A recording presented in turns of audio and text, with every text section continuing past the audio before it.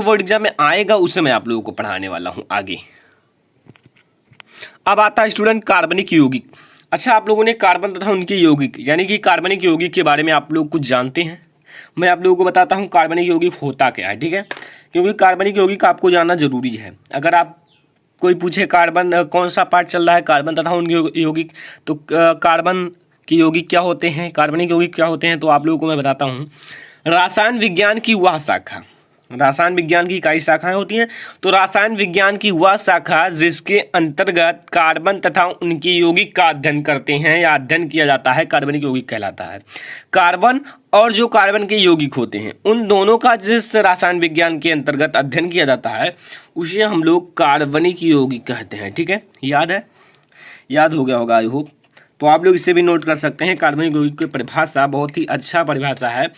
रसायन विज्ञान की वह शाखा जिसके अंतर्गत कार्बन तथा उनके यौगिक का अध्ययन किया जाता है उसे हम लोग कार्बनिक यौगिक कहते हैं। अब आता है एक टॉपिक हाइड्रोकार्बन, बहुत ही ज़्यादा मोस्ट इंपॉर्टेंट है आपके बोर्ड एग्जाम के लिए, ठीक है। तो हाइड्रोकार्बन क्या होता है, पहले आप लोग समझिए हाइड्रोकार्बन यानी कि इसका डिफिनीशन हम लोग कैसे लिखें। अगर हम इसे देखें तो हाइड्रो यानी कि हाइड्रोजन धर कार्बन, यानी कि दो चीज़ों से मिलकर बना है, हाइड्रोजन और कार्बन से। तो इसका परिभाषा है कार्बन तथा हाइड्रोजन तत्वों के रासायनिक संयोग से बने यौगिक को हाइड्रोकार्बन कहते हैं। जो आपका यौगिक हो कार्बन और हाइड्रोजन तत्व के रासायनिक संयोग से मिलकर बना हो उसे हम लोग हाइड्रोकार्बन कहते हैं, ठीक है। जैसे और कुछ ना हो, आपका हाइड्रोजन हो और कार्बन हो। अगर मैं देखूं मेथेन, मेथेन में आप लोग देखिए क्या है CH4, यानी कि आप लोगों का ये क्या है CH4, इसमें आप लोगों का क्या है, एक कार्बन है और ये हाइड्रोजन है। तो ये कार्बन और हाइड्रोजन से मिलकर क्या बना है CH4 मेथेन, ठीक है। इसमें देखा जाए अगर एसिटिलीन में तो ये आप लोगों का C2H2। तो अगर हम इसमें देखें तो क्या है कार्बन और हाइड्रोजन है, तो उससे कार्बन और हाइड्रोजन से मिलकर क्या बना, यौगिक बना, कौन सा, एसिटिलीन, ठीक है। तो ये आप लोगों का हो गया हाइड्रोकार्बन। लेकिन अब हाइड्रोकार्बन भी दो प्रकार के होते हैं, कौन कौन से, बहुत ही ज़्यादा इंपॉर्टेंट है, ठीक है। हाइड्रोकार्बन दो प्रकार के होते हैं, देखिए। पहला संतृप्त हाइड्रोकार्बन, ठीक है। संतृप्त हाइड्रोकार्बन वह हाइड्रोकार्बन जिसमें कार्बन व कार्बन के मध्य कार्बन हो, एक कार्बन और दूसरा कार्बन, कार्बन व कार्बन के मध्य एकल बंध होता है, संतृप्त हाइड्रोकार्बन कहलाता है। स्टूडेंट, जो आप लोगों का ये ऐसा हाइड्रोकार्बन होता है जिनके मध्य एकल क्या होते हैं, बंध होते हैं, क्या कहलाते हैं, संतृप्त हाइड्रोकार्बन कहलाते हैं। अगर हम एग्जाम्पल की बात करें तो आप लोगों का होता है एल्केन, और एल्केन के अंतर्गत आता है, ठीक है, इसका पहला है एथेन, और एथेन का सूत्र होता है CH4। अब हम इसी को हम लोग देख लेते हैं कैसे कार्बन और कार्बन के मध्य आपके एकल बंध होते हैं, ठीक है। अगर मैं बताऊं ऐसे आप लोग लिख सकते हैं C2, ठीक है, ये आप लोगों का क्या है, ठीक है, CH4, ठीक है, और यहाँ आप लोग लिख सकते हैं C2H6, ठीक है। इसका ये भी आप लोगों का होगा मेथेन से एथेन हो जाएगा। अगर आप लोगों को एथेन से प्रोपेन करना है तो C3H8, ठीक है। तो ऐसे आप लोग लिख सकते हैं, ठीक है। इसका अगर मैं बताऊं इसका सामान्य सूत्र क्या होता है, ठीक है, तो वो मैं आप लोगों को बताता हूं। पहले CnH2n+2 ये IPC नाम के अंतर्गत आते हैं, जिसका मैंने ऑलरेडी एक वीडियो बना दिया है, जाके लिंक आप लोगों को डिस्क्रिप्शन में मिल जाएगा, जरूर देखना, ठीक है। और मैं आप लोगों को आगे IPC नाम भी पढ़ाऊँगा। तो यहाँ देखिए मैंने C के स्थान पर 1 रखा है, C का मान मैंने 1 रखा है, यानी कि N जो है इसका मान 1 रखिए, तो आपको स्टूडेंट ये आपका मेथेन है, ठीक है, मेथेन प्राप्त होगा। देखिए CnH2n+2, यानी कि आप लोगों का C के स्थान पर 1 रखा गया है, H2n के स्थान पर 1, तो 2 का 1 में गुणा होगा तो 2 ही रह जाएगा, +2 4। तो मेथेन का सूत्र होता है CH4, ठीक है। अगर हम इसका देखें कैसे एकल बंध होते हैं, तो देखिए ये आपका होता है कार्बन, और कार्बन की 4 संयोजकताएं होती हैं, आपको इसके 4 आप लोगों को लगाना पड़ेगा बांड, यानी कि H आपके हैं तो सिंगल बांड H कर दीजिए, सिंगल बांड H कर दीजिए, सिंगल बांड H कर दीजिए, इसका 4 पूर्ण करना पड़ेगा, ठीक है, चारों का चक्कर। तो ये आप लोगों का होता है ऐसे, इसके सिंगल बांड होते हैं, ये आपका मेथेन का है, ठीक है। तो आई होप कि आप लोगों को संतृप्त हाइड्रोकार्बन समझ में आ गया होगा। इसका आप लोग ले लीजिए स्क्रीनशॉट, या आप लोग इसे नोट्स भी कर सकते हैं अपने नोट्स में, एक एक नोट्स बना लीजिए, ठीक है। आप लोगों को मैंने 3 लेसन ऑलरेडी पढ़ा दिया है, फर्स्ट सेकंड थर्ड, और आप लोगों को मैं चौथा लेसन का पार्ट 1 वीडियो ये है। अब हम आगे देखेंगे असंतृप्त हाइड्रोकार्बन। ये भी उससे थोड़ा देखिए, ऐसे हाइड्रोकार्बन जिसमें कार्बन व कार्बन के मध्य क्या हो, कम से कम द्विबंध या त्रिबंध उपस्थित हों। कार्बन और कार्बन के मध्य क्या हो, द्विबंध या त्रिबंध उपस्थित हों, असंतृप्त हाइड्रोकार्बन कहलाता है। वो क्या होता है, असंतृप्त हाइड्रोकार्बन, ठीक है। तो अब मैं आप लोगों को बताता हूं, जैसे यहाँ आप लोग एग्जाम्पल देख लीजिए, एल्कीन और एल्काइन। एल्कीन और एल्काइन, एल्कीन में आपका डबल बॉन्ड होता है, एल्काइन में ट्रिपल बॉन्ड होता है। तो ये दोनों इसके एग्जाम्पल हैं। ये नीचे आप लोग देख लीजिए, एथिलीन आपका C2H4 और एसिटिलीन C2H2, ये आप लोगों का होता है। इसका आप लोगों का ये दोनों एग्जाम्पल हैं। आप लोग इससे भी लिख सकते हैं और इन दोनों को भी लिख सकते हैं। तो स्टूडेंट, आज का ये मेरा वीडियो था, बहुत ही इंपॉर्टेंट था आप लोगों के लिए। कार्बनिक यौगिक क्या होते हैं, ठीक है, कार्बन के बारे में, उनके अपरूप के बारे में, हाइड्रोकार्बन, संतृप्त हाइड्रोकार्बन, असंतृप्त हाइड्रोकार्बन, ठीक है। हम लोग देखते हैं पहले IUPAC का फुल फॉर्म। देखिए स्टूडेंट, ये बहुत ही ज़्यादा इंपॉर्टेंट है, बहुत सारे लोग पूछ लेते हैं। तो I से होता है इंटरनेशनल, U से होता है यूनियन, और आपको लगाना है, P से प्योर, A से अप्लाइड एंड C से केमिस्ट्री, ठीक है। यानी कि international union of pure applied chemistry, ठीक है। तो अब हम लोग देखने वाले हैं IUPAC नाम। तो मैंने आप लोगों को संतृप्त हाइड्रोकार्बन में एक एग्जाम्पल बताया था, एल्केन। अब एल्केन का हम लोग पहले IUPAC नाम देखेंगे, लेकिन उससे पहले हम लोगों को जानना जरूरी है ये 10 चीज़ें, ठीक है। ये क्या है स्टूडेंट, ये आप लोगों का है, देखिए ध्यान से समझिए, ये आप लोगों का कार्बन की संख्या है। जैसे एक कार्बन की संख्या होगी तो हम लोग उसे मेथ कहेंगे। इससे पहले मैंने एक वीडियो बना दिया था, लिंक आप लोगों को डिस्क्रिप्शन में मिल जाएगा IUPAC नाम का, उसे भी देख लेना, ठीक है। एक कार्बन की संख्या तो उसे मेथ, 2 कार्बन की संख्या तो उसे एथ कहेंगे, 3 कार्बन की संख्या तो प्रोप, 4 कार्बन की संख्या तो ब्यूट, 5 कार्बन की संख्या तो पेंट, 6 कार्बन की संख्या तो हेक्स से, और 7 कार्बन की संख्या तो हेप्ट, 8 कार्बन की संख्या तो आक्ट, और 9 कार्बन की संख्या तो नोन, और 10 कार्बन की संख्या तो डेक, ठीक है। तो इसको अभी आप लोग नहीं समझ पाओगे, अगर उस वीडियो को नहीं देखे हो तो देख लीजिए, लेकिन इसी में आप लोग समझ जाओगे, बिल्कुल समझ जाओगे IUPAC का नामकरण, ठीक है। तो ध्यान से देखना, अभी आप लोगों को ये सोच रहे होगे क्या है, लेकिन याद कर लीजिए, ठीक है, नोट कर लीजिए, अभी आप लोगों को समझ में आने वाला है ये क्या है, ठीक है। तो पहले हम लोग पढ़ेंगे एल्केन समूह। एक होता है आप लोगों का एल्केन समूह, जो संतृप्त हाइड्रोकार्बन का एग्जाम्पल है, ठीक है। क्या होता है स्टूडेंट, यहां मैं लिख देता हूं एल्केन, ठीक है। एल्केन समूह होता है। एल्केन भी आप लोग केवल खाली लिख सकते हैं। अब एल्केन आप लोगों का होता है, इसमें देखिए स्टूडेंट सिंगल बॉन्ड होते हैं। अभी आप लोग सिंगल बॉन्ड भी समझ जाओगे क्या है स्टूडेंट। इसका पहले आप लोग समझिए सामान्य सूत्र क्या होता है, ठीक है। सामान्य सूत्र, तो इसका स्टूडेंट जो सामान्य सूत्र होता है, सामान्य सूत्र, ठीक है। इसका जो स्टूडेंट सामान्य सूत्र होता है वो क्या होता है, आप लोग समझिए।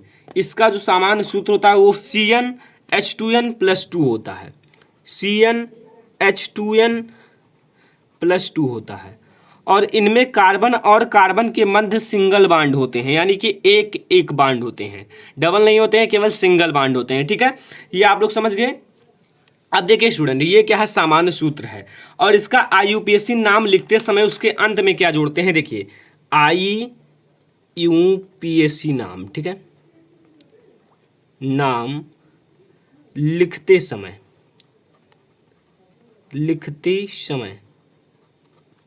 ठीक है, अंत में हम लोगों को क्या जोड़ना है जानते हो। देखिए स्टूडेंट, एल्केन में आप लोग देखिए अंत में क्या जुड़ा है, एन। यहाँ एल को हटा दीजिए और इसमें क्या जुड़ा है, एन।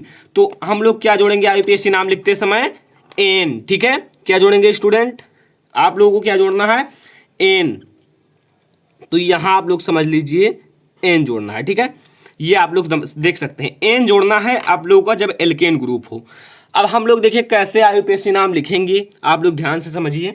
अगर हम यहाँ C की संख्या 1 रखें, C के स्थान पर 1, यानी कि यहाँ N की संख्या हम लोग 1 रखें, यानी कि N = 1 रखने पर, ठीक है, N = अगर आप 1 रखने पर, तो आप लोग देखिए स्टूडेंट, यहाँ अगर हम 1 रखें तो यहाँ क्या होगा, देखिए 1 रखेंगे यहाँ तो 1 हो गया, यानी कि C हो जाएगा, C1 नहीं, केवल C लिखो। और यहाँ जब दो में 1 से गुणा होगा तो 2 हो जाएगा, और ये 2 जुड़ कर क्या हो गया जब 4। जैसे आप लोग समझिए, यहाँ जब हम C के स्थान पर 1 रखेंगे तो कोई दिक्कत नहीं होगा, केवल C रहेगा, ठीक है। अच्छा देख लो, ठीक है, ये 1 रख दिया और H2 × 1 रख दिया, प्लस आप लोगों को 2 जोड़ देना है, तो ये आप लोगों का क्या तैयार होगा, CH और 2 दूनी 4, ठीक है, यानी कि 2A और 2 4, CH4। अब इसका हम लोग IUPAC नाम कैसे लिखेंगे, देखिए इसमें कितने कार्बन की संख्या है, 1, और 1 कार्बन की संख्या के लिए मैंने क्या बताया था, मेथ, और मेथ में क्या जोड़ेंगे अंत में, N, तो क्या बन जाएगा, मेथेन। क्या बनेगा स्टूडेंट, देखिए 1 कार्बन की संख्या क्या लिखेंगे, मेथ, ठीक है, और लास्ट में क्या जोड़ेंगे IUPAC नाम लिखते समय, N, तो क्या बन गया, मेथेन, ठीक है। अब मैंने एक चीज़ बताया था आप लोगों को, इसमें सिंगल बाड होते हैं। अब इसमें कैसे सिंगल बाड होते हैं, देखिए स्टूडेंट, कार्बन की संयोजकता कितनी होती है, 4 होती है। इसमें कितने, आप लोग देखिए स्टूडेंट, इसमें आप लोगों को सिंगल बाड कैसे लगाना है, यहाँ आपको C बेच में रख देना है, और इसकी 4 होती है, तो आप लोगों को 4, आप लोगों को इसके जो यहाँ आप लोग देखिए, यहाँ H लगाइए, 1 2 3 4, ये हो गया इसका, यह है संरचना। ये देखिए इसमें सब में सिंगल बाड है, ठीक है, सिंगल बाड लगता है एल्केन समूह में, ये आपका हो गया, ठीक है।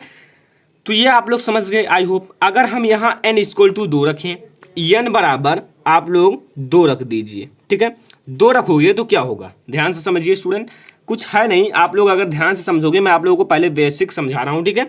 यहाँ आप लोगों को 2 रखना है, और H2 और 2 रख देना है, +2, ठीक है, तो यहाँ 2, ठीक है, यहाँ क्या हो जाएगा, 2 हो जाएगा, यानी कि C2 हो जाएगा, और ये 2 दूनी 4 2 6, यानी कि ये C2H6, ठीक है। और इसका जो IUPAC नाम होगा क्या होगा, 2 कार्बन की संख्या को क्या कहते हैं, एथ, ये देख लीजिए एथ, और इसके अंत में क्या जोड़ेंगे, N, तो क्या बन जाएगा, एथेन, ठीक है। कुछ है, आप लोगों को ईजी लगा, ठीक है। अब एक हम लोग बड़ी देखेंगे, जो बड़ा सा एग्जाम्पल होता है, ठीक है। तो बड़ा सा एग्जाम्पल आप लोग देख लीजिए एक, क्योंकि बहुत सारे बच्चे कह रहे हैं छोटे छोटे एग्जाम्पल हैं, तो बड़ा एग्जाम्पल देख लीजिए आप लोग। अब स्टूडेंट ये मेरा एक बड़ा सा एग्जाम्पल है, इसको आप लोगों को मैं समझाता हूँ। यहाँ आप लोगों को देखिए स्टूडेंट, इसमें सबसे पहले क्या करना है, लंबी श्रृंखला चुनना है। तो लंबी श्रृंखला एक ही श्रृंखला है, इसमें हमें कौन और ग्रुप लगा है, ये आप लोगों का हाइड्रोजन ग्रुप। मैंने आप लोगों को ऑलरेडी पढ़ा दिया, कार्बोक्सिलिक समूह सब कुछ को पढ़ा दिया है, एल्कोहल समूह, ठीक है, और एल्डिहाइड समूह सबको पढ़ा दिया है, हाइड्रोजन समूह तो आप लोग सबको जाके देख लीजिए IUPAC के प्ले लिस्ट में, ठीक है। तो ये आप लोगों का हो जाएगा, ये Cl है, क्या है, क्लोरो, ठीक है, और एक सिंगल बाड है, तो मेथ एथ प्रो ब्यूट, यानी कि क्या हो जाएगा, क्लोरो ब्यूटेन, एन लगता है लास्ट में तो ब्यूट, और इसमें एन लगेगा ब्यूटेन। बस ये आप लोगों का हो गया स्टूडेंट एल्केन ग्रुप। तो आई होप कि आप लोगों को समझ में आया होगा, और आप लोगों ने वीडियो को भी लाइक कर दिया होगा। अब हम लोग पढ़ने वाले स्टूडेंट क्या, एल्कीन ग्रुप, ठीक है। यहाँ आप लोग डालिए स्टूडेंट एल्कीन,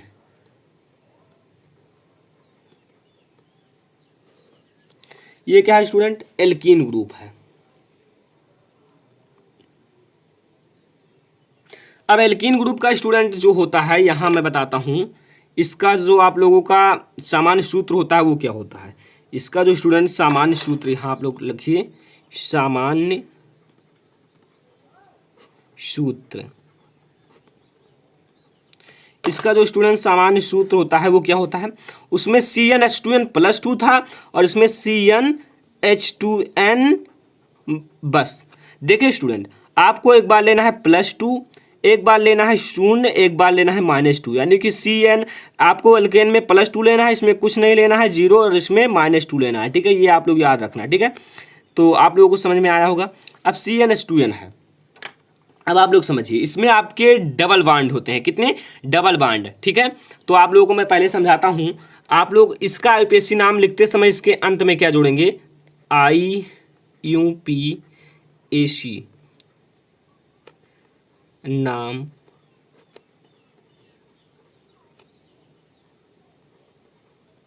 लिखते समय, ठीक है, लिखते समय आईयूपीएसी नाम लिखते समय आप लोगों को जोड़ना है स्टूडेंट, इसमें क्या, इसमें जोड़ना है इन। क्या जोड़ना है स्टूडेंट? इन, क्योंकि इसके लास्ट में देखिए क्या है, बड़ी ई और ना इन, ठीक है, इसलिए इसमें हम लोगों को इन जोड़ना है।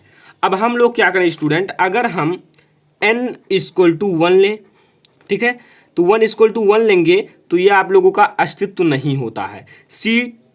C1 और H, यहाँ देखिए CH2, इसका कोई सूत्र नहीं होता है, इसका कोई स्थायी मतलब अस्तित्व नहीं होता, ठीक है, इसलिए हम लोग 2 लेंगे, ठीक है, तो 2 लोगे तो 2 C2 और H4, इसका 2 गुना कर देना, जहां इसका 2 गुना हो वो आप लोगों का यही समूह होता है, ठीक है। अब इसका आईयूपीएसी नाम क्या होगा, 2 कार्बन की संख्या, 2 कार्बन की संख्या को क्या कहते हैं, एथ, और एथ में क्या जोड़ना है, इन, तो क्या हो जाएगा, एथीन, ठीक है, समझ में आया। अच्छा अब हम लोग 2 ना लें, थोड़ा बड़ा गिनती लेते हैं, n इक्वल टू हम लोग लेते हैं 4, n इक्वल टू 4 रखने पर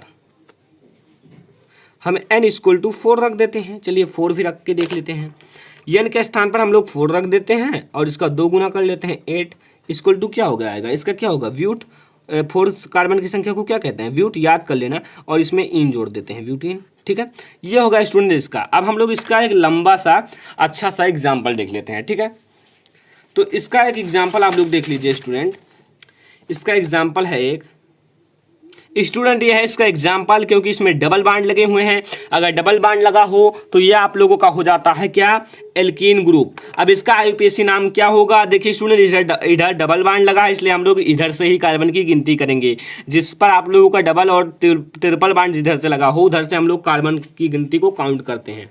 तो यहाँ देखिए मेथ, एथ, प्रो, ब्यूट, ब्यूट है तो आप लोग ब्यूट लिख दीजिए, ठीक है, चलिए अब कितने नंबर पे डबल बांड लगा हुआ है, 1, तो आप लोग 1 लिख दीजिए, और क्या लगाते हैं इसमें एल्कीन में, इन, तो इन लिख दीजिए, ब्यूट आपको यहाँ एक चिन्ह लगाना है, 1 इन, ठीक है, तो ये आप लोगों का हो जाता है इसका आईयूपीएसी नाम, ठीक है, तो आई होप कि आप लोगों को समझ में आ गया होगा। अब हम लोग एल्काइन ग्रुप देखेंगे, अब हम लोग स्टूडेंट एल्काइन ग्रुप को देखने वाले हैं, ठीक है, एल्काइन स्टूडेंट, एल्काइन में क्या होता है आप लोग ध्यान से समझिए, इसका जो सामान्य सूत्र होता है मैंने आप लोगों को बताया था, +2 शून्य -2, तो यहाँ आप लोगों का CnH2n, ये याद रखना स्टूडेंट, ये बहुत ही ज़्यादा इंपॉर्टेंट होता है, हम -2 कर दीजिए, ठीक है, एल्केन में +2, एल्कीन में आपको कुछ नहीं करना है, CnH2n केवल, और एल्काइन में -2, ठीक है। अब आप लोग समझिए इसका आईयूपीएसी नाम लिखते समय अंत में क्या जोड़ेंगे, आइए मैं आप लोगों को डायरेक्टली बता देता हूँ, इसमें आप लोगों को आइन जोड़ना है, क्यों, इसके लास्ट में क्या है, बड़ा आ और ई होना आइन, यहाँ देखिए एल्काइन, यहाँ बड़ा आ और छोटी ई होना आइन, ठीक है, तो इसलिए हम लोग इसका आईयूपीएसी नाम लिखते समय आइन जोड़ेंगे, ठीक है। अब आइन जोड़ेंगे तो कुछ नहीं है स्टूडेंट, अगर हम C1 कर देते हैं तो आप लोगों का अस्तित्व तो नहीं होता है, जिस प्रकार से मैंने बताया वो स्थायी नहीं होता, C2 कर दिए, सॉरी स्टूडेंट, यहाँ आप लोग रखिए C इक्वल टू 2, यन आप लोग, ठीक है, यन इक्वल टू 2, ठीक है, यन आप लोग 2 रखेंगे तो यहाँ देखिए CN यानी कि 2 है, और 2 दूनी 4 में से 2 घट गए 2, तो ये आप लोगों का हो जाएगा स्टूडेंट क्या, आयन जुड़ेगी, तो 2 कार्बन की संख्या को क्या कहते हैं स्टूडेंट, यहाँ आप लोगों को मैं दिखा देता हूँ, ठीक है, नोट कर लेना स्टूडेंट, बहुत ज़्यादा इंपॉर्टेंट है, यहाँ 2 कार्बन की संख्या को एथ, और इसमें जोड़ेंगे आयन, तो ये क्या हो जाएगा, एथाइन, ठीक है, एथाइन। तो आई होप कि आप लोगों को बहुत ही ज़्यादा पसंद आता होगा, ठीक है, अभी हम लोग और भी देखेंगे आईयूपीएसी नाम, लेकिन आप लोग पहले इतना बेसिक सोच समझिए, ठीक है।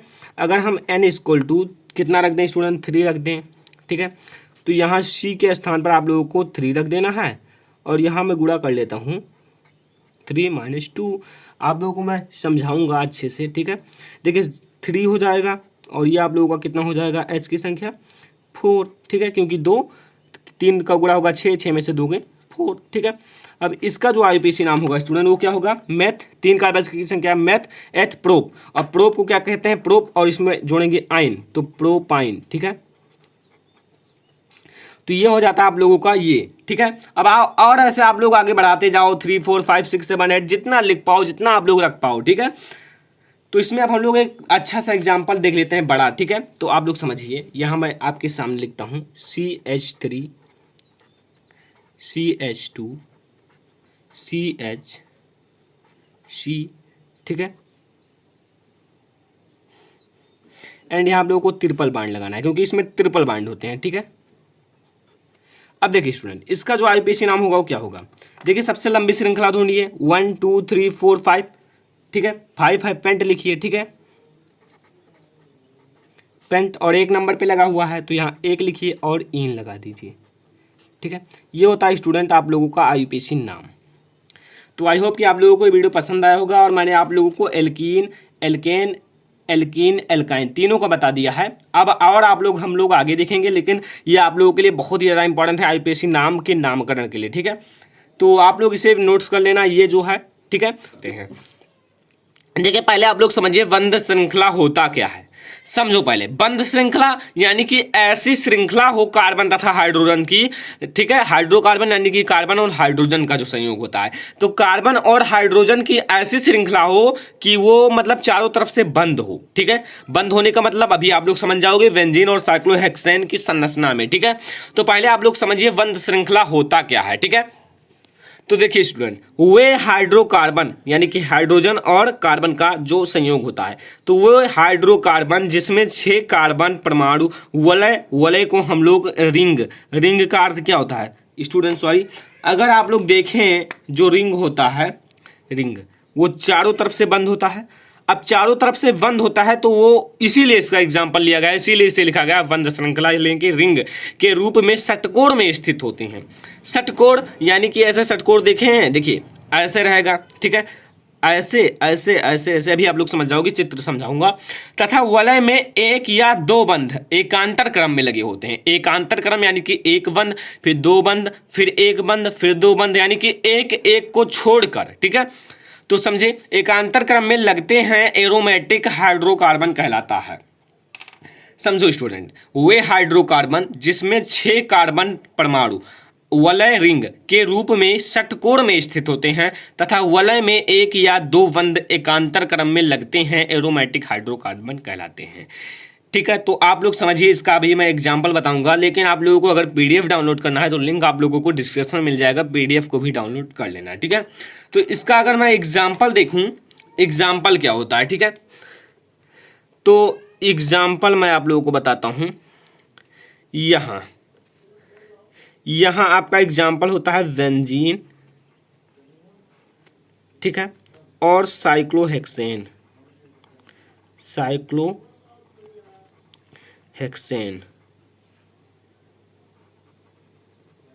बेंजीन और साइक्लोहेक्सेन, ठीक है स्टूडेंट।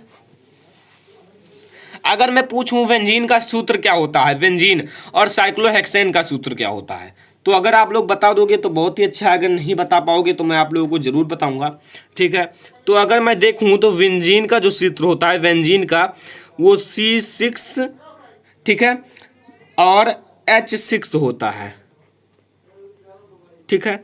और साइक्लोहेक्सेन का जो होता है C6 एंड H12 होता है, ये दोनों ब्रैकेट में मैंने लिखा है, ठीक है। ये इनके सूत्र होते हैं। लेकिन अगर हम कैसे देखें कि ये एक बंध श्रृंखला बनाती है, तो हम इसकी संरचना पे जाएंगे और इसकी संरचना ही बोर्ड एग्जाम में पूछी जाती है। तो आप लोग पहले डालिए स्टूडेंट हेडिंग बेंजीन की संरचना, बेंजीन की संरचना, ठीक है। बेंजीन की संरचना के अंतर्गत हम लोग क्या देखेंगे, इस जो कार्बन और हाइड्रोजन का संयोग है इसकी हम लोग संरचना बनाएंगे। तो कैसे बनाएंगे तो मैं आप लोगों को बताऊंगा। देखिए स्टूडेंट, आप लोगों के पास 6 हैं और 6 को आप लोगों को एक षटकोण के रूप में स्थित करना है। ऊपर आप लोगों ने पढ़ा होगा षटकोण के रूप में। तो षटकोण कुछ इस टाइप से होता है ये, ठीक है। षटकोण आप लोग पढ़े होंगे जब छोटे रहे होंगे, ठीक है। कुछ इस टाइप से होता है स्टूडेंट। सी आप लोगों को केवल 6 सी लेना है, ये याद रखना, केवल 6, ठीक है। ऐसे होता है षटकोण। तो यहाँ आप लोगों को सी को काउंट कर लीजिए, 1 2 3 4 5, ठीक है, 1 2 3 4 5 6, ठीक है, 6 सी हो चुके हैं। अब हमें एक एक हाइड्रोजन इन पर लगाना है। एक हाइड्रोजन आप लोग यहाँ एक एक हाइड्रोजन लगा दीजिए, ठीक है। एक एक हाइड्रोजन, एक एक हाइड्रोजन लगाना है। अब एक एक हाइड्रोजन लगाने के बाद अब देखिए क्या इनकी चारों संयोजकता पूर्ण है कार्बन की, सभी में देखिए केवल 3 3 है, 1 2 3 1 2 3 1 2, केवल 3 है। अब इसको पूर्ण करने के लिए आप लोगों को क्या करना पड़ेगा, एक छोटा सा आप लोगों को अच्छे से मैं बताता हूँ क्या करना है। देखिए ये आप लोगों का जो है इसे एकांतर क्रम यानी कि यहाँ से ले और डबल बंद कर दें। अभी आप लोगों ने ऊपर पढ़ा होगा, यहाँ 2 हो गए, अब एक को छोड़कर यहाँ भी 2 हो गए, एक को छोड़कर यहाँ भी 2 हो गए, ठीक है। तो 2 2 जब आपने कर दिया तो इसका 1 2 2 4 2 1 1 तो 2 2 4 1 2 3 4 1 2 3 4 1 2 3 4 1 यानी कि सभी का पूर्ण हो चुका है, ठीक है। तो ये होता है स्टूडेंट बेंजीन की संरचना, ठीक है। तो आप लोग इसे नोट्स भी कर सकते हैं अगर आप लोगों को पसंद आए, ठीक है। और आइए मैं आप लोगों को बताता हूँ, अब साइक्लोहेक्सेन की बारी आती है। साइक्लोहेक्सेन की कैसे बनता है, तो आप लोग यहाँ डालिए साइक्लोहेक्सेन की संरचना, साइक्लोहेक्सेन की संरचना, ठीक है, की संरचना। अगर हम इसकी सूत्र की बात करें तो C6 ये C है और H12 होता है। तो इसका उससे भी ज़्यादा इजी है, क्योंकि स्टूडेंट ध्यान से देखोगे तो कुछ हार्ड नहीं है, ठीक है। आप लोगों को ठीक उसी प्रकार से इससे षटकोण में, अब देखिए बंध है, ये बंध से निकला है ना, ये सब बंध है, ठीक है। ये बंध है इसलिए मैंने इसका एग्जाम्पल बताया है। और अगर हम देखें इसे तो यहाँ आप लोग C लगाइए, इसे भी षटकोण में व्यवस्थित कीजिए C। आप लोग यहाँ कार्बन को ऐसे लगाना है, ठीक है, C आप लोगों को लगाना है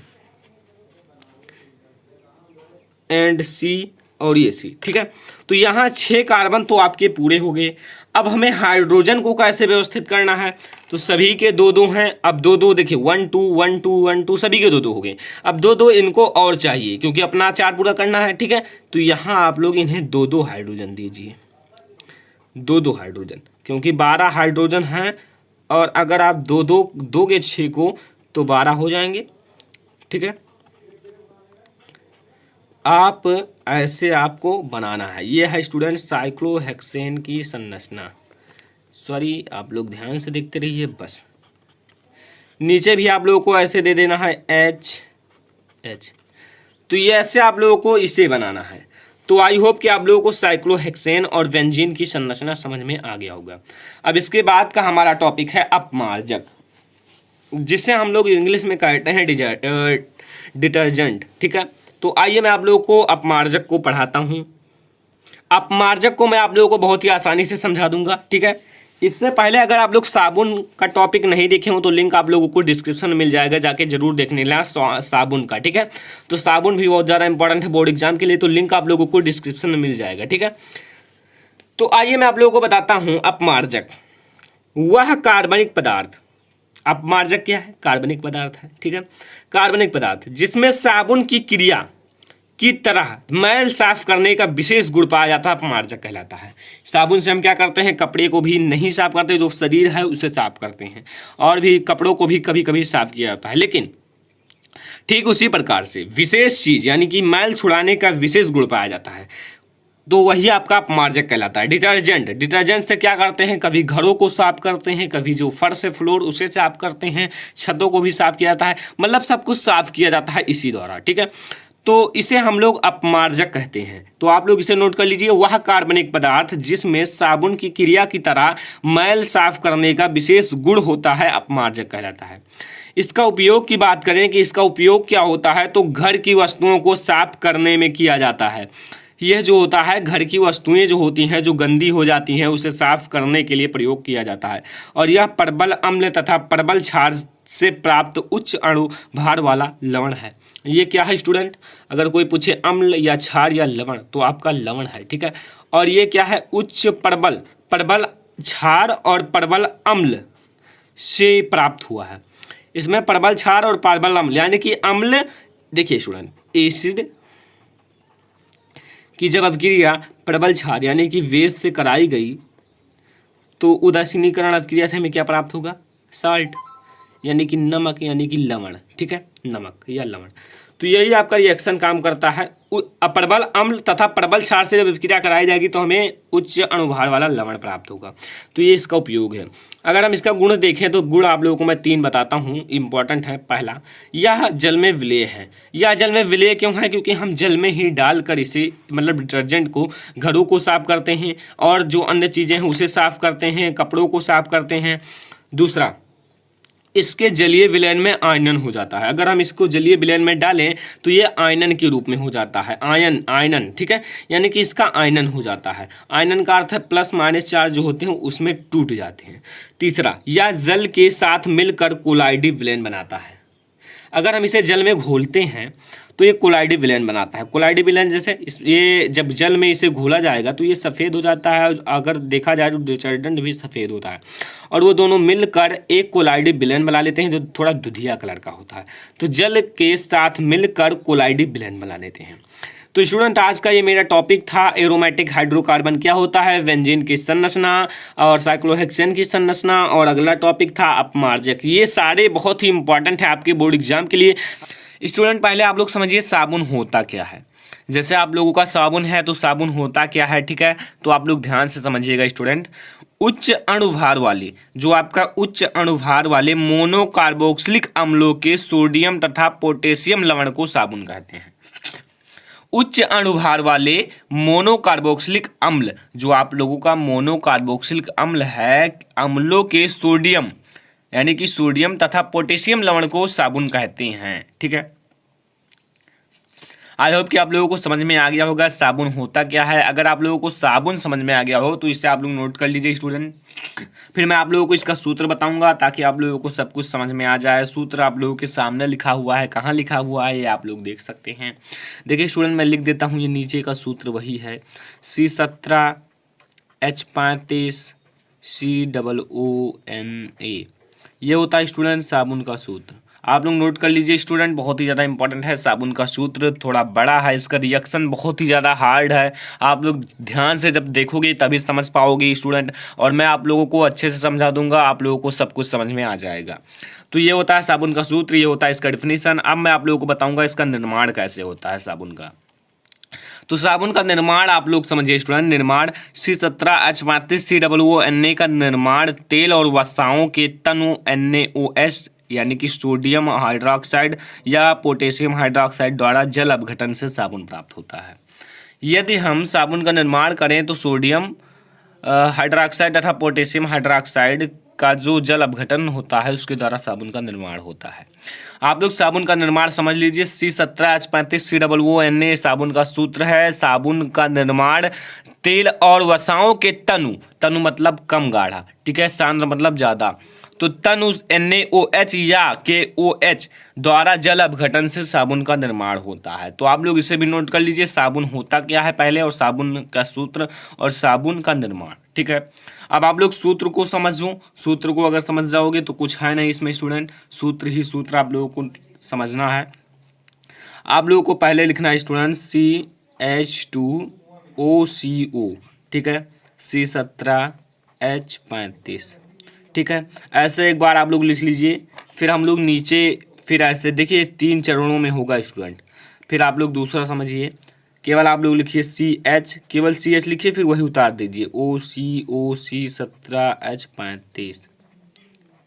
अब ऊपर का जो पोर्शन है, जो चीज़ है, वही आप लोगों को नीचे सेम लिखना है, ठीक है। क्या लिखना है समझो, CH2OCO C17H35, ये आप लोग 35 कर दीजिए, ठीक है। ये आप लोगों का स्टूडेंट 35 है। अब देखिए ये भी आपका 35 है, ठीक है। अब देखिए इसमें हम लोग +3NaOH करेंगे, +3NaOH, ठीक है। फिर आप लोगों को एक एरो लगाना है। एरो लगाने के बाद आपको इधर प्राप्त होगा। आप लोग ये जो पोर्शन है उसे ऐसे नोट कर लीजिए। क्या समझो, CH2, ठीक है, ये आपका आगे का CH2 और इधर का OH, ठीक है, CH2OH, ठीक है स्टूडेंट। और इधर आपका केवल लिखा हुआ है CHOH, फिर आपका CH2OH। ये आपको समझ में आया। अब इसके बाद आपका जो साबुन का सूत्र है वो प्राप्त हो जाएगा। ठीक है, साबुन का सूत्र क्या है, C17H35COONA। लेकिन इधर आपका C17H35 3 बार है, इधर 1 बार है, तो यहाँ आप लोग 3 लगा दीजिए। आप काउंट कर सकते हैं स्टूडेंट, ये समीकरण आपका संतुलित हो चुका है।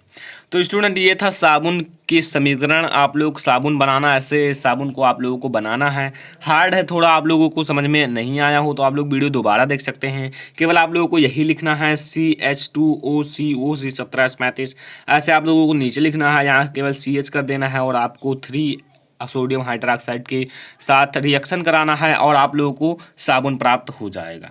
ठीक है स्टूडेंट, तो ये था साबुन क्या होता है, साबुन का सूत्र, साबुन का निर्माण। अब हम लोग एक साबुन का गुण देखेंगे, जो गुण है साबुन का। तो साबुन का गुण आप लोग समझिए स्टूडेंट, साबुन जो होता है जल में विलीय होता है। अगर आप लोग साबुन लाएं और उसे जल में घोलें तो वो पूरी तरह से घुल जाता है अगर हम उसे मिलाते रहें। यह अत्यंत उपयोगी होता है स्टूडेंट। हाँ, साबुन बहुत ही ज़्यादा उपयोगी होता है। अगर आप लोग साबुन से ना नहाएं तो आप लोगों को रोग भी हो सकता है और ये हमें रोगों से दूर रखता है। आप लोग साबुन से हमेशा नहाते होंगे, तो साबुन बहुत ही ज़्यादा उपयोगी भी होता है। इसका स्वच्छीकारक क्रिया सर्वविदित होता है। इसका स्वच्छीकारक क्रिया भी होता है, सफाई के लिए इसका उपयोग किया जाता है। शरीर की सफाई या कपड़ों की सफाई, कुछ सभी के लिए इसका उपयोग किया जाता है स्टूडेंट। तो ये था आज का हमारा टॉपिक साबुन। आप लोगों को मैं दिखा देता हूँ, नोट जरूर कर लीजिए स्टूडेंट। नोट कर लोगे तो आप लोगों को समझ में सब आ जाएगा। साबुन, पहले आप लोग हेडिंग डालिए यहाँ, फिर आप लोग लिखिए साबुन का होता क्या है। उच्च अणुभार वाले मोनोकार्बोक्सिलिक अम्लों के सोडियम तथा पोटेशियम लवण को साबुन कहते हैं। फिर सूत्र लिखिए, फिर निर्माण कैसे होता है ये लिखिए। फिर आपको ये समीकरण थोड़ा बड़ा है लेकिन आप लोगों को लिख लेना है, स्क्रीनशॉट भी ले सकते हैं। और यहाँ आप लोगों को गुण लिखना है। तो आइए स्टूडेंट, हम लोग मिश्रण या स्वच्छीकारक क्रिया देखते हैं। देखिए, पहले आप लोगों को जानना है साबुन का सूत्र होता क्या है। साबुन का सूत्र क्या होता है ये आप लोग समझिए। मैंने आप लोगों को बताया है लेकिन मैं आप लोगों को यहाँ लिख देता हूँ। यहाँ मैं ब्लैक पेन से लिखता हूँ तो ज़्यादा बेटर रहेगा। C17H35 COONA, ये होता है स्टूडेंट साबुन का सूत्र। और साबुन का स्वच्छीकारक क्रिया यानी कि मिसल जिसे कहते हैं, या स्वच्छीकारक क्रिया को समझाइए, बहुत ही इंपॉर्टेंट है, आप लोगों को मैं बताता हूं। नंबर 1, साबुन का सूत्र C17H35 COONA होता है। ये आप लोग जान गए, पहले से भी जानते थे आप लोग, लेकिन इसमें C17H35 को पूंछ कहते हैं। जो आप लोगों का C17H35 है इसे हम लोग पूंछ कहते हैं, जबकि इसे हम लोग टल कहते हैं। जबकि COONA को हेड कहते हैं यानी कि सिर कहते हैं। इसे पूंछ कहते हैं, इसे सिर कहते हैं। क्यों कहते हैं अभी आप लोग समझ जाओगे, अभी मैं आप लोगों को समझाऊंगा। ये आप लोग नोट कर लीजिए। पहला पॉइंट, साबुन का सूत्र C17H35 COONA होता है। इसमें C17H35 को पूंछ कहते हैं जबकि COONA को सिर कहते हैं। क्यों कहते हैं अभी आप लोग पीछे समझोगे। ठीक है, क्योंकि पूंछ माइलिस नहीं होता है जबकि सिर जलिस नहीं होता है। पूंछ जो आपका होता है, पूंछ क्या है, पूंछ आप लोगों का है C17H35, यह आप लोगों का माइलिस नहीं होता है, मैल को छुड़ाने के लिए काम आता है। जबकि सिर जो आप लोगों का जलिस नहीं होता है, ये जलों को अलग करता है, ये मैलों को अलग करता है। कैसे अलग करता है अभी आप लोग समझ जाओगे। तीसरा, जब साबुन को गंदे कपड़े पर रगड़ते हैं, जो आपका साबुन होता है उसे जब हम लोग कोई गंदा कपड़ा होता है जिसके द्वारा हम साबुन के द्वारा गंदे कपड़ों को साफ करते हैं, लेकिन जब हम गंदे कपड़ों को इस पर रगड़ते हैं तो क्या होता है, तो पूंछ मैल की ओर जाता है। तो पूंछ जो होता है वो मैल को छुड़ाने में लगा रहता है, मैल को जल्दी से भगा दो। और सिर जो होता है जल की ओर जाता है। और जो इसका सिर है वो जल की ओर जाता है कि जल को अलग करो, मैल को अलग करो और कपड़े को अच्छा बना दो, यानी कि साफ सुथरा कर दो। तो आप लोग समझ जाओ, जब साबुन को गंदे कपड़े पर रगड़ते हैं, साबुन जो होता है उससे हम लोग गंदा कपड़ा जो होता है उस पर रगड़ते हैं, तो क्या होता है, तो पूंछ मैल की ओर चला जाता है। जो आप लोगों का पूंछ है, पूंछ इसमें क्या है C17H35, और C17H35 किसकी ओर चला जाता है, मैल की ओर, यानी कि मैल को छुड़ाता है। लेकिन आपका जो COONA है वो आप लोगों का जल की ओर चला जाता है, यानी कि जल की ओर चला जाता है और वो मैल की ओर चला जाता है। इतना आप लोगों को कॉन्सेप्ट समझ में आया, बस इतना ही कॉन्सेप्ट है आप लोगों का मिश्रण या स्वच्छीकारक क्रिया में। आगे आप लोग देखते रहिए, ठीक है। आप लोग इसे नोट जरूर करना स्टूडेंट। तो इसे समझ में आ गया, जब साबुन को गंदे कपड़े पर रगड़ते हैं तो पूंछ मैल की ओर चला जाता है और सिर जल की ओर चला जाता है। अगला हमारा स्टूडेंट है चौथा, ये आप लोगों का है, इस क्रिया को साबुन की स्वच्छीकारक या मिश्रण की क्रिया कहते हैं। इस क्रिया को ही हम लोग साबुन की स्वच्छीकारक क्रिया या मिसल की क्रिया कहते हैं। बात आप लोग थोड़ा सा समझ लीजिए नीचे, ताकि आप लोगों को अच्छे से समझ में आ जाए स्टूडेंट। ठीक है, मैं आप लोगों को बहुत ही अच्छे से समझा दूंगा। ठीक है, अब देखिए आप लोगों का C17H35 आपके बुक में एक पिक्चर बना होगा, NCERT बुक में कुछ ऐसे गोल टाइप का और ऐसे ऐसे ऐसे होगा, तो उसे आप लोग जरूर देखना, समझना, पढ़ना, तब आप लोगों को और भी अच्छे से समझ में आ जाएगा। ठीक है, और भी आप लोग लिख देना जो जानना। ठीक है, तो यहाँ C17H35, ठीक है, ये आप लोग बनाइए।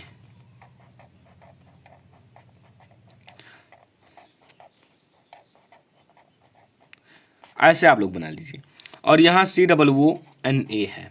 ठीक है, समझ में आया? तो इतना आप लोगों को करने के बाद ये आप लोगों का क्या करता है, वहाँ बना देना ज़्यादा बेटर रहेगा। ये आप लोगों का माइल्स नहीं होता है, यानी कि मैल छुड़ाने में काम आता है। ठीक है, और ये आप लोगों का जल के साथ चला जाता है, यानी कि जल स्नेही होता है। तो माइल्स नहीं, जल स्नेही, ये दो कॉन्सेप्ट समझिए। मैल को ये छुड़ाता है और जल के साथ ये चला जाता है। जब मैल छूट जाता है तो जल के साथ ये चला जाता है। ठीक है, तो ये था आज का हमारा मिसल या स्वच्छीकारक क्रिया। ठीक है स्टूडेंट, तो स्टूडेंट इससे मैं आप लोगों को एक बार और समझा देता हूं ताकि आप लोगों को समझ में आ जाए। साबुन का सूत्र C17H35 COONA होता है। इसमें C17H35 को पूंछ कहते हैं, जबकि COONA को सिर कहते हैं। ठीक है, पूंछ को माइलिस नहीं होता है, जबकि सिर जो होता है जलिस नहीं होता है। जब साबुन के गंदे कपड़े पर लगाते हैं, जब साबुन जो होता है उसे गंदे कपड़े पर लगाते हैं तो पूंछ मैल की ओर चला जाता है और सिर जल की ओर चला जाता है। तो स्टूडेंट आगे देखिए, यह क्रिया साबुन की स्वच्छीकारक या मिसल की क्रिया कहलाती है। Hello student, welcome back to my channel. Student आज मैं आप लोगों को कार्बन तथा उनके यौगिक पाठ का पार्ट नंबर 4 पढ़ाने वाला हूं। अगर आप लोग पार्ट 1, पार्ट 2, पार्ट 3 नहीं देखे हों तो आप लोगों को लिंक डिस्क्रिप्शन में मिल जाएगा, जाके देख सकते हैं। PDF का लिंक भी आप लोगों को डिस्क्रिप्शन में मिल जाएगा, जाके डाउनलोड कर सकते हैं। एक बच्चे ने बहुत बार कमेंट किया सर लेसन नंबर 4 पढ़ाइए, तो मैं आप लोगों को पढ़ाऊंगा। आप लोगों को अगला वीडियो पूरा लेसन एक ही वीडियो में मिलने वाला है। स्टूडेंट आप लोग चिंता मत कीजिए, सब कुछ क्लियर हो जाएगा। तो इसमें हम लोग बहुत सारी क्रियाएँ पढ़ेंगे। निर्जलीकरण अभिक्रिया, टिप्पणी कीजिए निर्जलीकरण अभिक्रिया पर, टिप्पणी कीजिए स्मिट अभिक्रिया पर, टिप्पणी कीजिए ऑक्सीकरण अभिक्रिया पर, टिप्पणी कीजिए एस्टरीकरण अभिक्रिया पर। बहुत ही ज़्यादा इंपॉर्टेंट वीडियो है, परीक्षा की दृष्टि से 6 नंबर में पूछा जाता है ये सभी प्रश्न। तो आप लोग इस वीडियो को लास्ट तक देखते रहिए, वीडियो को लाइक कीजिए, शेयर कीजिए। स्टूडेंट पहला हमारा निर्जलीकरण अभिक्रिया। एसिटिक अम्ल को अकेले अथवा निर्जलीकरण जैसे फास्फोरस पेंटाऑक्साइड की उपस्थिति में, जो आप लोगों का एसिटिक अम्ल है जिसका फार्मूला होता है CH3COOH, उसको हम लोग अकेले या अथवा निर्जलीकारक जैसे फास्फोरस पेंटाऑक्साइड की उपस्थिति में गर्म करने पर इसके 2 अणुओं में से, जो आप लोगों का 2 अणु हैं एसिटिक अम्ल के, रिएक्शन भी साथ में देखिए, इसलिए मैं आप लोगों के साथ लिख दिया हूं कि रिएक्शन को देखिए और साथ में समझिए। तो गर्म करने पर इसके 2 अणुओं में से, जो एसिटिक अम्ल है उसके 2 अणुओं में से जल का 1 अणु पृथक हो जाता है तथा एसिटिक एनहाइड्राइल प्राप्त होता है। समझ में नहीं आया होगा आप लोगों को थोड़ा सा, लेकिन आई होप कि कुछ तो समझ में आ ही गया होगा। देखिए आप लोग समझिए, एसिटिक अम्ल को अकेले, एसिटिक अम्ल आप लोगों का ये है, ये मैंने 2 लिया है। ठीक है, यहाँ आप लोगों को ऐसे प्लस करके बीच में 2 लिखना है। एसिटिक अम्ल का फार्मूला CH3COOH। ठीक है, तो एसिटिक अम्ल को अकेले अथवा निर्जलीकरण, ये देखिए स्टूडेंट आपका ये जो है फास्फोरस पेंटाऑक्साइड है, ये आपका फास्फोरस पेंटाऑक्साइड है, ये गर्म करने का चिन्ह है डेल्टा। ठीक है, तो फास्फोरस पेंटाऑक्साइड की उपस्थिति में गर्म करने पर, ये डेल्टा जो है गर्म करने का चिन्ह है, तो गर्म करने पर इनके 2 अणुओं में से, इनके 2 अणुओं में से जल का 1 अणु, ये आप लोग देख सकते हैं जल है, जल का 1 अणु पृथक हो जाता है, और ये आप लोगों का जो है ये एसिटिक एनहाइड्राइल का फार्मूला है। एसिटिक एनहाइड्राइल का फार्मूला है, यही होता है। तो स्टूडेंट ये था निर्जलीकरण अभिक्रिया। आप लोग रिएक्शन लिख लीजिए CH3COOH प्लस बीच में CH3COOH, फिर आपको एक उत्प्रेरक लेना है जिसे हम लोग कहते हैं फास्फोरस पेंटाऑक्साइड को गर्म करने पर इसे हमें जो प्राप्त होगा वो एसिटिक एनहाइड्राइल और जल प्राप्त होगा। समझ में आया? तो आप लोगों को इसे रट लेना है, याद कर लेना है, समझ लेना है, कुछ करना नहीं है, रिएक्शन को याद कीजिए बस। देखिए एसिटिक अम्ल को अकेले अथवा निर्जलीकरक जैसे फास्फोरस पेंटाऑक्साइड की उपस्थिति में गर्म करने पर, डेल्टा का चिन्ह गर्म करने पर इनकी दो अणुओं में से जल का एक अणु पृथक हो जाता है और एसिटिक एनहाइड्राइल बनाता है। तो ये है हमारा स्टूडेंट बहुत ही इंपॉर्टेंट वीडियो, निर्जलीकरण अभिक्रिया। ठीक है, तो आई होप कि आप लोगों को निर्जलीकरण अभिक्रिया समझ में आ गया होगा। तो समझ में आ गया हो तो हम लोग आगे बढ़ें। इसे आप लोग ऐसे नोट कर लीजिए, ले लीजिए स्क्रीनशॉट, या आप लोग इसे ऐसे नोट कर लीजिए। ठीक है, मैं आप लोगों को एक बार और बताऊंगा। एसिटिक अम्ल जो है, एसिटिक अम्ल का फार्मूला ये है। तो एसिटिक अम्ल को अकेले अथवा निर्जलीकरण जैसे फास्फोरस पेंटाऑक्साइड की उपस्थिति में गर्म करने पर, इसकी उपस्थिति में गर्म करने पर दो अणुओं में से जल का एक अणु पृथक हो जाता है तथा एसिटिक एनहाइड्राइल बनाता है। ठीक है, तो ये आपको समझ में आ गया होगा। अब हम लोग देखते हैं स्मिट अभिक्रिया। स्मिट अभिक्रिया क्लास 12 के लिए भी इंपॉर्टेंट है, लेकिन क्लास 10 के लिए बहुत ही ज़्यादा इंपॉर्टेंट है। तो आप लोग समझिए कि ये अभिक्रिया क्या होता है। कार्बोक्सिलिक अम्ल, ठीक है, तो कार्बोक्सिलिक अम्ल तथा हाइड्रोजोइक अम्ल, कार्बोक्सिलिक अम्ल जो आप लोगों का यही होता है क्या, एसिटिक अम्ल, उसे हम लोग कार्बोक्सिलिक अम्ल भी कहते हैं। ठीक है, तो कार्बोक्सिलिक अम्ल तथा हाइड्रोजोइक अम्ल का फार्मूला का समझ लीजिए N3H। ठीक है, ये होता है हाइड्रोजोइक का फार्मूला, ये इसका जो होता है फार्मूला क्या होता है, N3H हाइड्रोजोइक अम्ल का। के साथ सांद्र सल्फ्यूरिक अम्ल का फार्मूला होता है H2SO4, जो कि आपका इसमें उत्प्रेरक के रूप में काम करता है, तो वो भी सांद्र लेना है। ठीक है, सांद्र सल्फ्यूरिक अम्ल की उपस्थिति में अभिक्रिया करके प्राथमिक एमीन बनाता है। प्राथमिक एमीन का फार्मूला होता है CH3NH2। ठीक है स्टूडेंट, इसमें फार्मूला ही याद करना पड़ता है और कुछ नहीं है, केवल फार्मूला आप लोगों को याद होगा तो सब कुछ संभव है, अगर नहीं याद होगा तो सब कुछ बेकार है। तो आप लोग फार्मूला को याद कीजिए, फार्मूला जितना याद रहेगा केमिस्ट्री में उतना ही अच्छा रहेगा आपकी class 10th 12th 11th 9th चाहे जो हो बच्चे। ठीक है, तो सभी के लिए इंपॉर्टेंट है।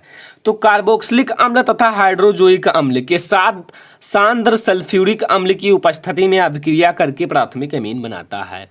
तो समझ में आया, इसे आप लोग कर लीजिए नोट, या आप लोग इसका ले सकते हैं स्क्रीनशॉट। आपको मैं बताऊंगा पहले इसका जो रिएक्शन है, आप लोगों को कुछ है नहीं, ये आप लोगों का जो कलर दूसरा ले, ये आप लोगों का जो है कार्बोक्सिलिक अम्ल है और ये हाइड्रोजोइक अम्ल है, और आपका H2SO4 यानी कि आप लोगों का सल्फ्यूरिक अम्ल की उपस्थिति है, और हमें प्राथमिक एमीन प्राप्त होता है। ये प्राथमिक एमीन प्राप्त होता है, CO प्राप्त होता है, NH2 प्राप्त होता है। ठीक है, मैं यहाँ लिख देता हूँ प्राथमिक एमीन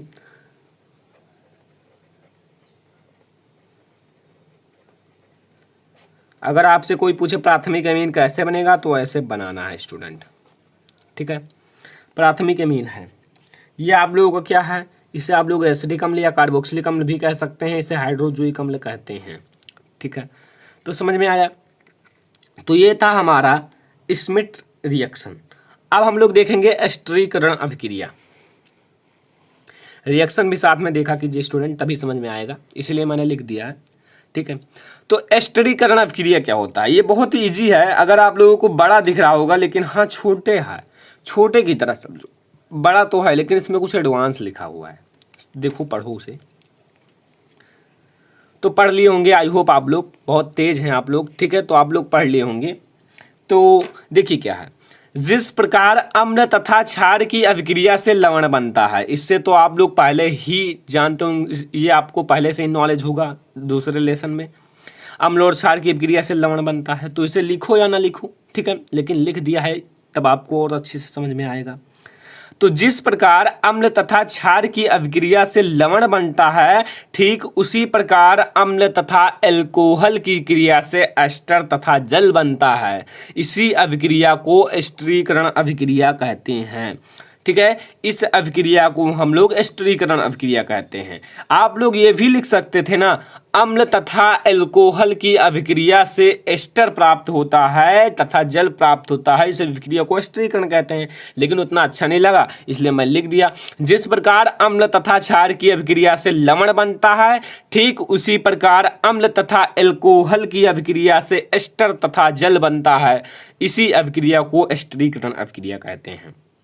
अम्ल क्या है आपका, यही है कार्बोक्सिलिक अम्ल या अम्ल है, ठीक है, कार्बोक्सिलिक अम्ल है या इसे हम लोग कह सकते हैं एसिटिक अम्ल। ये आपका क्या है, एल्कोहल है, क्योंकि OH ग्रुप जुड़ा हो तो वो आपका एल्कोहलीय ग्रुप होता है, एल्कोहल ग्रुप होता है। CH3COOH2C2H5 ये क्या है, अगर आपका एल्कोहल में C2H5 लग जाए तो वो आपका एस्टर होता है, और एस्टर में अगर ये देखिए आपका इसके बाद H2O मिला है तो ये आपका जल है। तो हमें अभिक्रिया के बाद क्या मिला, एस्टर तथा जल मिला, तो वही तो हमें प्राप्त करना था, एस्टर तथा जल। तो आई होप कि आप लोगों को एस्टरीकरण समझ में आ गया होगा। फिर से देखो, जल्दी नहीं है, आप लोगों को रटना नहीं है, समझना है। जिस प्रकार एसिड तथा बेस की अभिक्रिया से सॉल्ट प्राप्त होता है, ठीक उसी प्रकार से आप लोगों को एसिड और अल्कोहल की अभिक्रिया से एस्टर तथा वाटर प्राप्त होता है, ठीक है। जैसे आप लोग यहाँ देख सकते हैं, ये आपका अम्ल है, ये अल्कोहल है, अम्ल यहाँ देखिए स्टूडेंट, ये आपका अम्ल है और ये अल्कोहल है, और अम्ल और अल्कोहल की अभिक्रिया से ये आपका एस्टर है। एस्टर का फार्मूला याद कर लेना स्टूडेंट, और यहाँ H2O है, जल है। तो स्टूडेंट ये था एस्टरीकरण अभिक्रिया। अब हम लोग देखेंगे अगला और लास्ट अभिक्रिया, और यही 4 पर आपके बोर्ड एग्जाम में आएगा, आप लोग देख लेना अगर आएगा तब। तो आइए मैं अगला बताता हूँ। अगला हमारा स्टूडेंट ऑक्सीकरण अभिक्रिया। ऑक्सीकरण अभिक्रिया आपका 2 प्रकार से होता है। एक तो पहले पाठ में पढ़े होंगे, संयोजन वियोजन के साथ ऑक्सीकरण भी आता है, और इसमें दूसरे टाइप से रहेगा, लेकिन कुछ लगेगा कि हाँ ठीक थोड़ा मिलजुल रहा है, लेकिन आप लोग समझिए, समझने का सबसे बड़ा रीजन है, समझ जाओगे तो कुछ है नहीं स्टूडेंट, ठीक है।